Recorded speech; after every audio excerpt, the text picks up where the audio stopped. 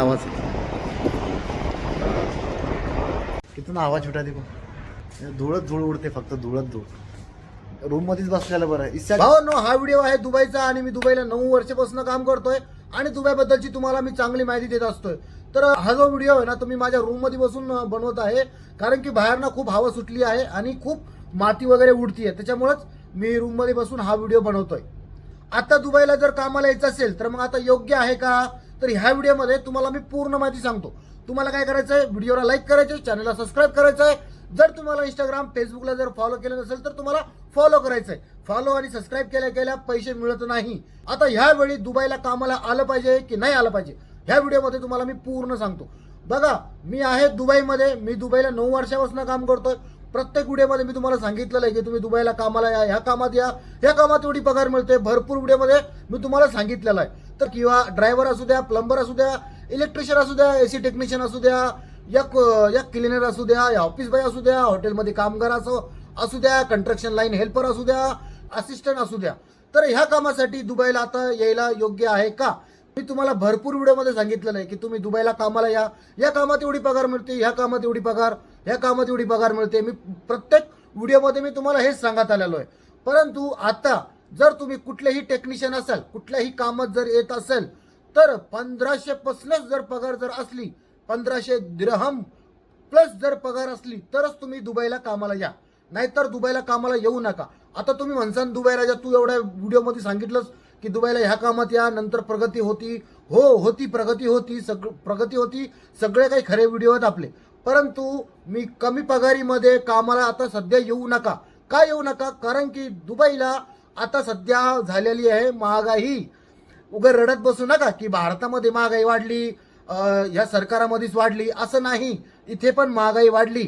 तो माझा व्हिडिओ बनवायचा ना, तो मित्र गेला सुट्टीवरती, तो सुट्टीवरनं आलाय परवा दिवशी. आता तो सुट्टीवरनं जेव्हा यायच्या अगोदर त्यानं मला विचारलं की तुम्हाला काय आणायचं आहे म्हणून भारतामध्ये. तो आहे कलकत्त्याचा. मी त्याला काय सांगितलं माहिती आहे का, काही लोक म्हणतात मिठाई आणा, काही लोक सांगतात घरनं काहीतरी बनवून इथे जेवायला आणा किंवा काय आणा ना. मी काय सांगितलं असेल, मी त्याला सांगितलं की 1 किलो मिरची घेऊन ये. मिरची खोटं वाटतं तुम्हाला, तुम्हाला मिरची मी दाखवतो. हे बघा, ही आलेली आहे भारतामधनं मिरची. तर हे मित्र आहे कलकत्त्याचा. हे कलकत्त्यावरनं मी 1 किलो मिरची मागवली. हसली, त्याची आई पण हसली. त्या दुबईला मिरची घेऊन जातोय. मी पहिला माणूस असेल की मी मिरची मागवली भारतामधनं. बघा, ही मिरची आणि मी अद्रक मागवली 1 किलो आणि लसूण मागितला 1 किलो. तर बघा, तुम्हाला मी दाखवतोय. बघा, हे बघा, ही आहे अद्रक.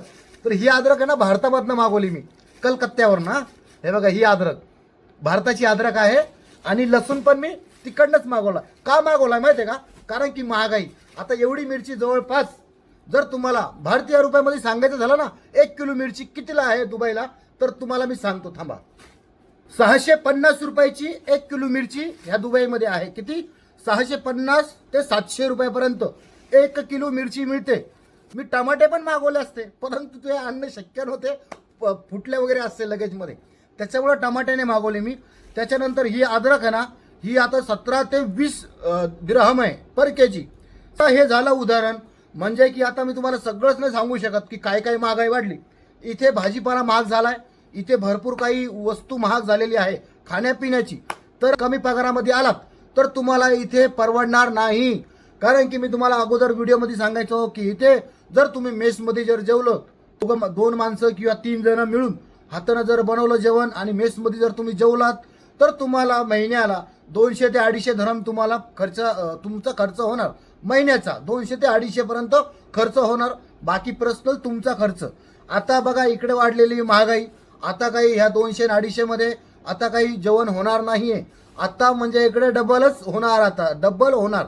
आणि त्याच्यामध्ये मला तुम्ही सांगा, जर तुम्ही 1000 धरम मध्ये, 1200 दिरहम मध्ये जर तुम्ही ह्या दुबईमध्ये कामाला आलात, तर तुम्ही खाणार काय आणि घरी काय पैसे पाठवणार. त्याच्यामुळेच मी तुम्हाला सांगतोय की आता तुम्ही 1000 धरम, 1200 धरमच्या पगारीमध्ये यायचं नाही. 1500 प्लस तुम्हाला पगार पाहिजे, 1500 प्लस तुम्हाला जेवण पाहिजे. तर महागाई भारतातच नाही, महागाईचा फटका इकडे पण आहे. बरोबर, जर तुम्हाला 1000 धरम किंवा 1200 दिरहम जर कंपनी पगार देत असेल, तर तुम्हाला भारतामध्येच काम केलेलं तुमच्यासाठी चांगलं आहे. जर प्रत्येक व्हिडिओमध्ये मी तुम्हाला दुबईची काही ना काही माहिती देत असतोय, कारण की मी ह्या दुबईमध्ये कामाला आहे, मी ह्या दुबईमध्ये आहे म्हणून मला याची माहिती आहे, तर मी तुम्हाला ही माहिती देत असतोय. तर भावांनो, तुम्हाला जर माझा आजचा जर व्हिडिओ आणि माझी जर तुम्हाला माहिती जर आवडत असेल भावांनो, कृपया करून या चॅनलला सबस्क्राईब नक्की करा आणि इंस्टाग्राम फेसबुकला फॉलो नक्की करा.